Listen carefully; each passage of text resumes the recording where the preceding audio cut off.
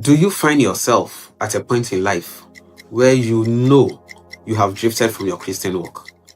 You are back to your old life and ways and are struggling to stay afloat in your relationship with God? If this describes you, today I'll give 3 points to get you back on your feet like never before. I have been there before. Several years ago, I had hit rock bottom. I didn't feel like praying. I had gone back to old habits and I just couldn't study the scriptures much like before. I had literally lost my direction in life, and every attempt to regain my footing felt like trying to climb up a slippery wall without a ladder. I just kept sliding back down. I don't know if you have had the experience of dozing off in a bus and woke up hours later in a strange, unfamiliar town, completely lost and wondering how you got so far from home. It happens all the time in our buses. We call it church for here, and they are so noisy, but we still fall asleep in them all the time. Yeah, the hustle is real. That's church for you.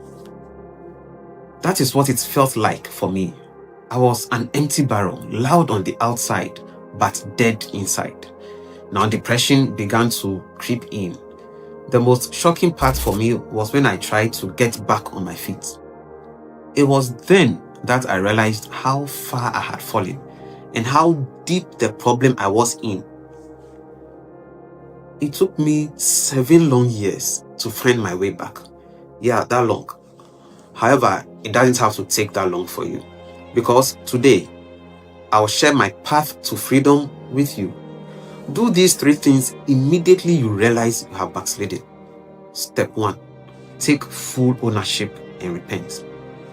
The very first and most difficult step is to stop the blame game. For years, I blamed my circumstances, my past, other people, even God, anything but myself. Yes, it's true, external factors can contribute to a fall. A painful church experience can leave deep wounds. Financial pressure can push you to make compromises you thought you would never make. Those things are real. But the path to restoration only begins with radical self-responsibility. You must ask yourself the honest question: do I want to be restored, or do I want to prove a point blaming others?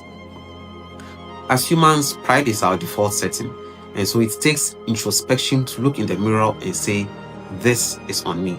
I own my choices. I chose this wrong path. The moment you stop pointing fingers and instead turn your heart towards God in genuine repentance, the door to healing swings wide open.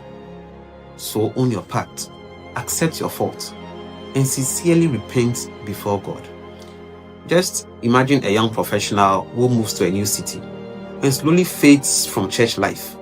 First, they blame the long commute for missing, say, midweek service.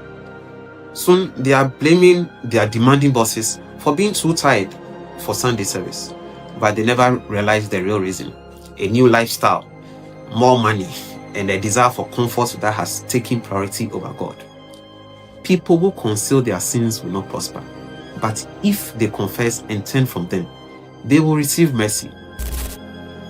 This takes us to our second point: cry out for mercy. Once you own your part, you must realize you cannot get out of the trap on your own. Think of how a bird gets caught in a snare or in a trap. It walks into it, not even realizing the trap is there, until suddenly it is snatched up. It was in danger the whole time, but didn't know it until it was caught. And the more it thrashes and struggles, the more entangled it becomes.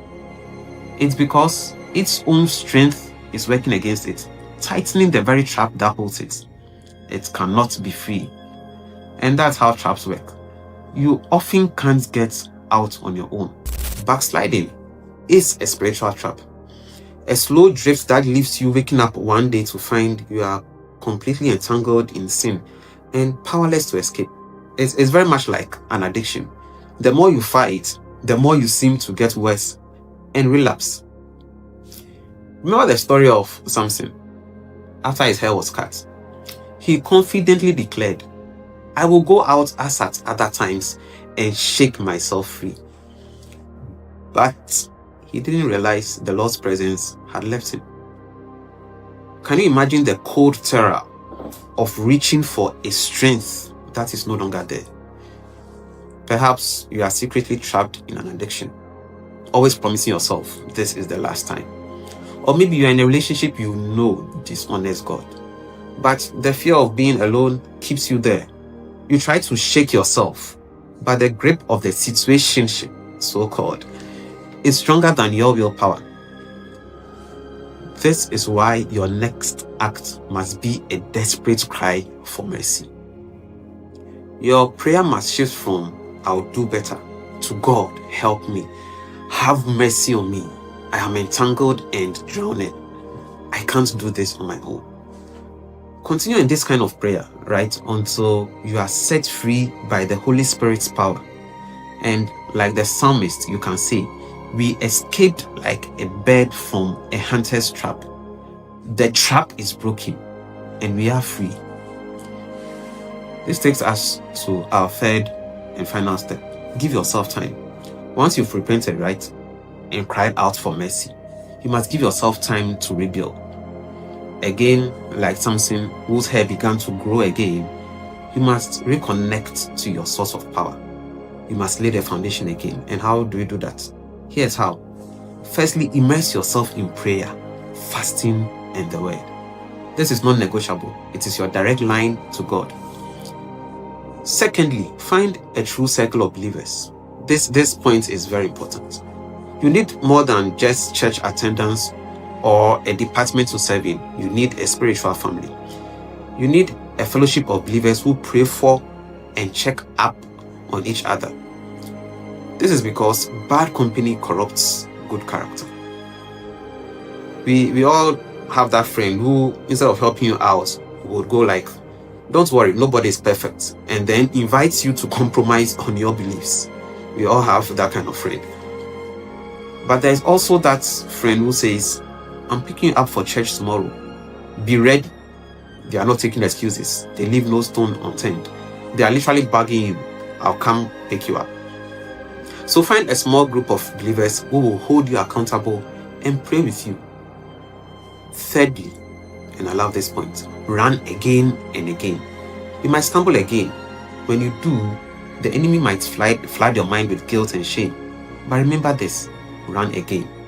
I learned this lesson from playing the game Temple Run. Every time my character fell off a cliff or hit a wall, the screen would just flash with two powerful words: run again. When I lose all the lives given me, the game simply says, run again. The enemy wants your last fall to be your final destination, but God wants it to be your new starting line. Get up, repent, and run again. If this message speaks to the cry of your heart, join me in this prayer. Heavenly Father, I come before you today, not hiding or pretending. I acknowledge my flaws, sins, and the part I have played in this mess. Forgive me. Lord, I take responsibility for my actions, and I ask for your mercy. Break every snare in my life. I am trapped, and I need you to set me free. In the precious name of Jesus. Amen and amen. If you got value from today's teaching, don't forget to like and subscribe and activate the notification button. When we go live again, you will be notified ASAP. So till we meet again, Maranatha, I love you. God richly bless you.